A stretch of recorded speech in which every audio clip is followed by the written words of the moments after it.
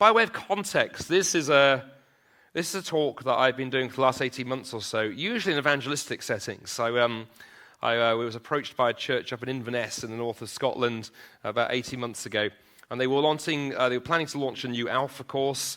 They wanted an event to invite people to, so they proposed renting a room in the local hotel, throwing a steak dinner, and then they wanted me to do an after-dinner talk. And I went, fantastic, I love doing that kind of thing. What do you want me to talk on? And they said, could you come and talk on pain, pandemics, and Putin, where is hope to be found? So I said, let me get this right. You want people to have a lovely steak dinner and be really enjoying themselves, and then me. Fantastic, thank you for that. But actually, it went really quite well. We had 55 people come to the event. 60% were not Christians. It was a really easy event to invite people to.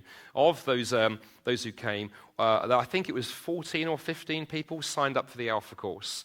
And we've since heard that 2 of those have come through to faith, actually, which has been amazing. So just a lesson, if you engage with the questions that people are asking, and do that often in the context of hospitality too, where the food is good and the entertainment is good and the after-dinner speaker, well, the less said about him, the better. Amazing things can happen. So that's the context for where we're going this afternoon. And I think that the talk grows out of, the title grows out of the recognition, doesn't it? That we live in a very fear-based culture, don't we? Whether it's climate change, or asteroid strikes, or shark attacks, financial crashes, hyperinflation, our culture and our media seem to be obsessed by fear. Fear is what sells newspapers, sells media time. And then, of course, in the last 2-3 years, we had the double whammy of the COVID pandemic followed by the Ukraine war. In fact, I read recently that a new word has been coined in the last couple of years. The new word has been coined, doom scrolling. Doom scrolling, and I bet many of you here do it. Doom scrolling describes the tendency that many of us can have to lie on the couch or in bed late at night with our phones there, mindlessly flicking through depressing story after depressing story, getting more and more depressed and more anxious and more fearful. Often, interestingly, the politics and the media kind of loop off each other in a bit of a death spiral. For example, I think knowing well how Western media works, it wasn't long into the Ukraine war that Putin started dropping occasional references to nuclear bombs and nuclear warfare, knowing full well this would trigger an avalanche of panic attacks, especially in the European press. One of my favorites, if that's the right word, one of my favorite examples of those media stories was the BBC, the British Broadcasting Corporation, about a year ago, ran a story on how the price of old Cold War era nuclear bunkers had doubled since the Ukraine war began. And as somebody who was really dying to buy a nuclear shelter, that just, wrecked my financial plans. But there we go. Never do that joke again either. More seriously, as I've been guilty of doom scrolling my way through the headlines, I too do the lie awake at night scrolling through the news. For me, it's brought back memories of the 1980s. I remember growing up as a child in the 80s being quite terrified of nuclear war. Actually, the world there was on the edge several times, and this fear the world would come to the end. But for all that Putin and pandemics have done for our anxiety levels, I often say to folks, I wonder if we've given Vladimir Putin and COVID a little bit too much credit. What do I mean by that? Well, in the last few decades in Western democracies, we have enjoyed unprecedented peace and prosperity. We have had one of the richest, safest eras that's ever happened in human history. And I think one of the things that's happened that has lulled us to sleep, it's caused us to forget that the world has always been a dangerous place. The world has always been a dangerous place. I was recently rereading, or came across an essay by C.S. Lewis, who I mentioned in the last talk. An essay from C.S. Lewis in 1948, addressing the whole question of nuclear war. And he could equally be addressing some of the fears of our doom-scrolling era. Listen to what Lewis has to say. Lewis writes, in one way, we think a great deal too much of the atomic bomb. How are we to live in an atomic age, I am asked. Well, I'm tempted to reply, why, as you would have lived in the 16th century, when the plague visited London almost every year.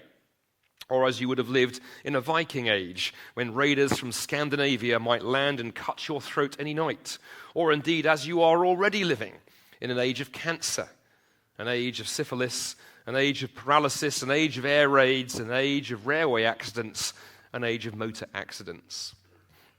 And in that essay from 1948, Lewis is making the point that our secular friends especially don't like to be reminded of, that everybody dies.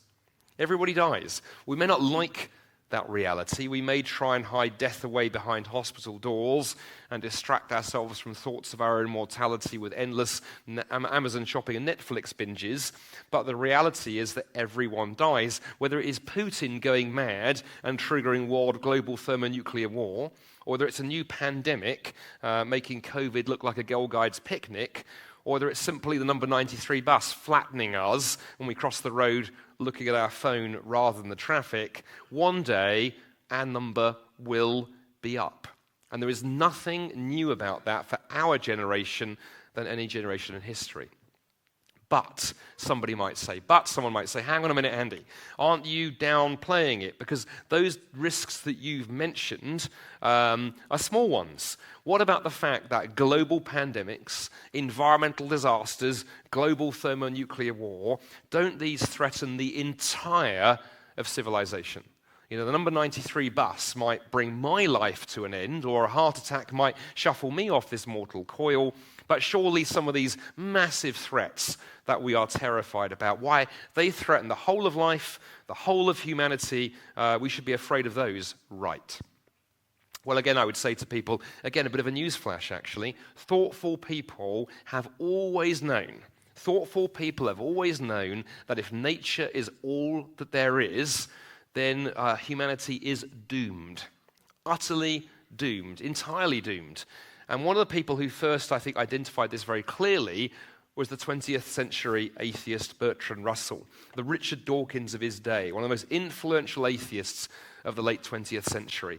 And in a famous little essay called A Free Man's Worship, he, again, really contends for the most unmotivational Motivational Speaker of the Year award with this oft-quoted paragraph.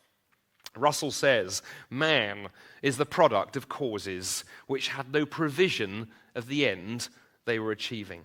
His origin, his growth, his hopes and his fears, his loves and his beliefs are but the outcome of accidental collocations of atoms.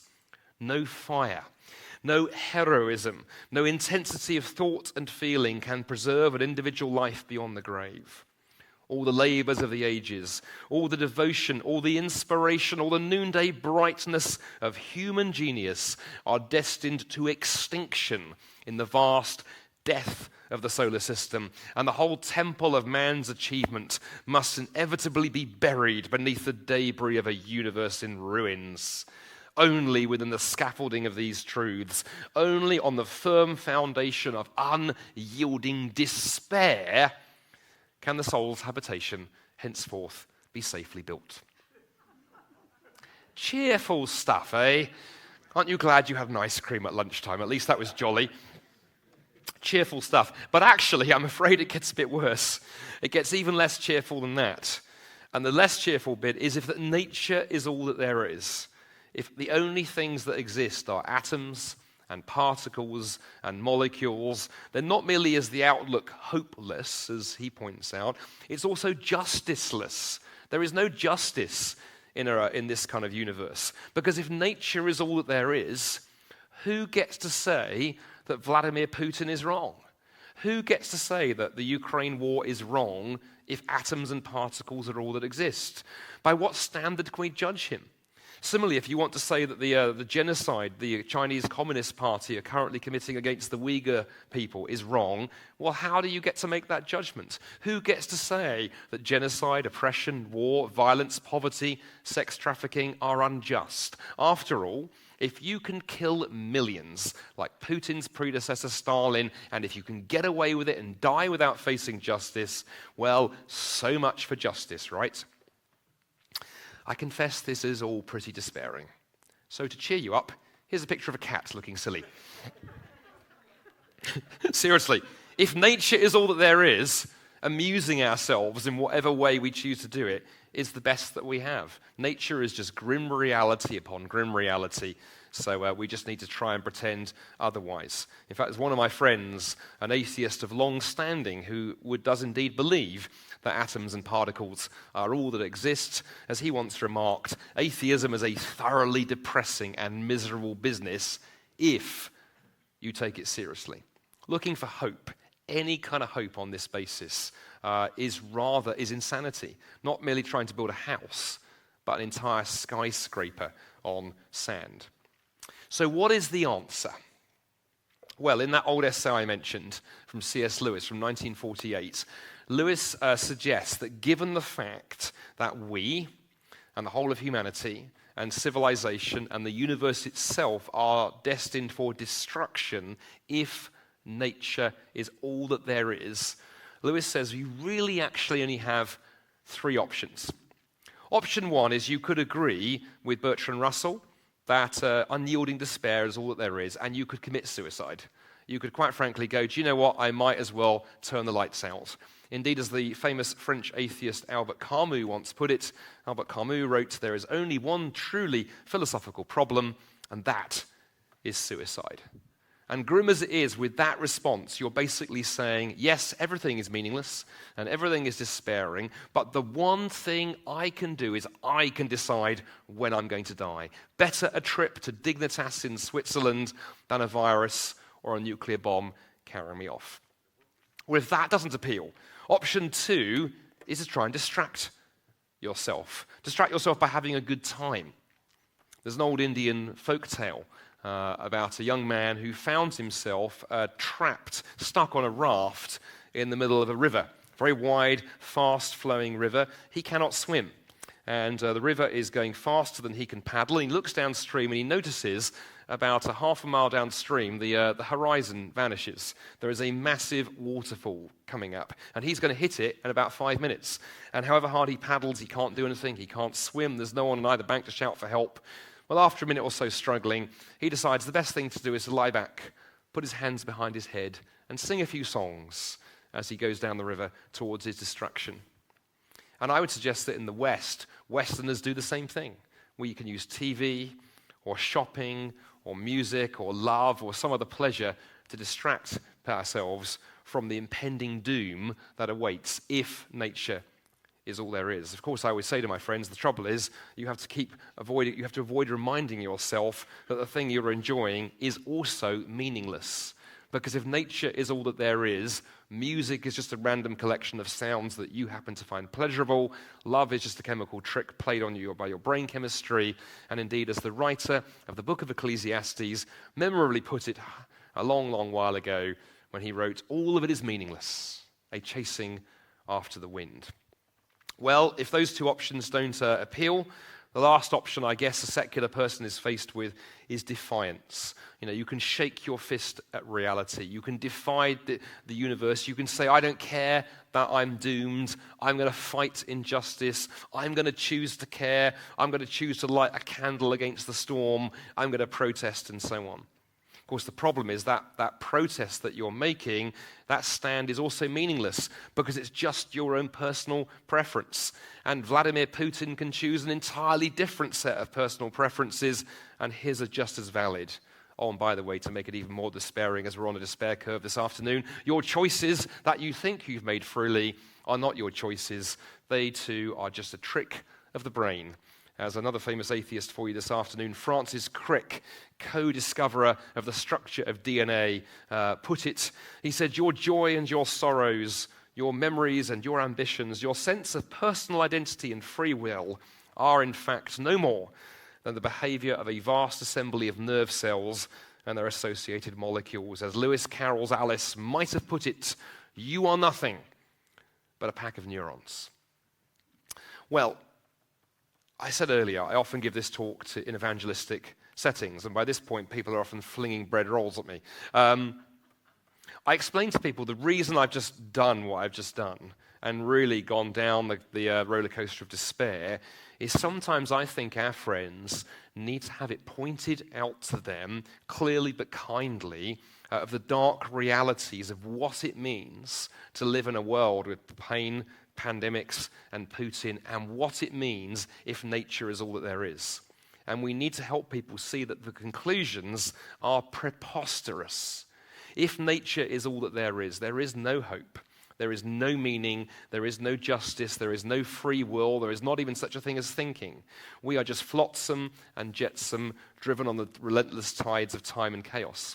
Sometimes people need to be encouraged to see the ludicrous conclusions that follow if there is no God, if nature is all that there is. Because that's the only way I have found for some people that you can shake them awake a little bit, that you can encourage them to maybe be ready to just begin listening to that still, small, quiet voice that whispers, maybe there is more, maybe there is something bigger going on. See, I found over the years that many of my so-called secular friends, when you gently ask them, when you nudge them a little bit, when you encourage them, deep down I think realize that if atoms and particles really are all that exists, this makes very little sense of the things that we care the most about. It makes very little sense of things like justice and love and meaning, hope and identity. These are all things light years removed from atoms and particles, which I will often say to them begs the question, doesn't it? What if nature is not all that there is? What if nature isn't all there is? What if we are more than the stuff of which we're made? What if we are not merely material, but also spiritual? Because if we are, that might explain much better why we struggle to feel at home in the world, why things like injustice and violence and death feel instinctively so wrong. And of course, that leads us to ask our friends, what if there is some kind of God behind the world? But as so often is the case, that begs the question, which kind of God are we talking about? And the word God is one of those very slippery words that so many people use quite differently. You don't need to do much engagement with people in different faith traditions to see that there are some wildly different beliefs about God out there. But of course, we are concerned with the God at the center of the Bible. The God about whom Christians don't just think theoretically, but a God who stepped into this world of pain and pandemics and Putin in the person of Jesus, and a God who has a lot to say in the scriptures about hope in the light of fear. And in one of the books of the New Testament, in the book of 1 Peter, a book written, of course, by one of Jesus' closest friends and followers, and Peter was writing to a group of Christians who were being persecuted for their faith. Peter says something quite interesting. He says, "Praise be to the God and Father of our Lord Jesus Christ. In his great mercy, he has given us new birth into a living hope through the resurrection of Jesus Christ from the dead, and into an inheritance that can never perish, nor fade, spoil, or fade." I love the language that Peter uses here. He says that Christian hope is a living hope. It's not grounded on wishful thinking. It's not grounded on crossing our fingers or hoping that things will get better despite all the evidence of history. But Christian hope is grounded on the concrete reality of Jesus' resurrection from the dead, an event that took place in the full light of history and an event to which Peter was one of the first group of eyewitnesses. Peter writes to this group of Christians who are suffering in so many ways, and he's able to say, life may be tough. Life may be very hard, but we can absolutely know that there is hope to be found for those of us who place our trust in Jesus, the one who has overcome death and decay. What kind of God stands behind the world? Well, of course, I hope us here, believe and trust wholeheartedly in a God who made the world, a God who loves us profoundly despite our mess-ups and brokenness and the way that we have each personally contributed to the world's hopelessness. And, of course, a God who demonstrated his love by stepping into this world of pain and tears. And when I first gave this talk, say just over 2 years ago in Inverness in Scotland, I remember ending that evening by looking at the audience and telling them, well, quite frankly, you're faced with a choice this evening. I think when you set things out to our friends like this, you're faced with a choice. There's no sitting on the fence when it comes to these realities, not least that sitting on the fence is a recipe for pretty painful injuries, especially if it's a barbed wire fence. You can close your ears and you can close your eyes and you can pretend everything is okay, or you can pursue that still small voice that says there is more than this and take a look where it leads. And I remember ending that evening by saying, why not take a proper look at Jesus, his life and his claims, and to see whether it has something to offer in terms of real hope in a world of pain, pandemics, and Putin. You see, the wonderful news of the gospel is there is hope to be found. Hope in the face of plagues, hope in the face of poverty, hope in the face of war. But of course, it's not a hope that can be found inside this world. It's a gift of hope that can only come from outside of it, from the one who made it, which is exactly what Jesus was getting at in that verse we saw earlier, where he said, I have come that you might have life and have it to the full. And in a world of pain, pandemics, and Putin, and goodness knows what else to come, this is the only certainty I know that can see us through the chaos and the darkness.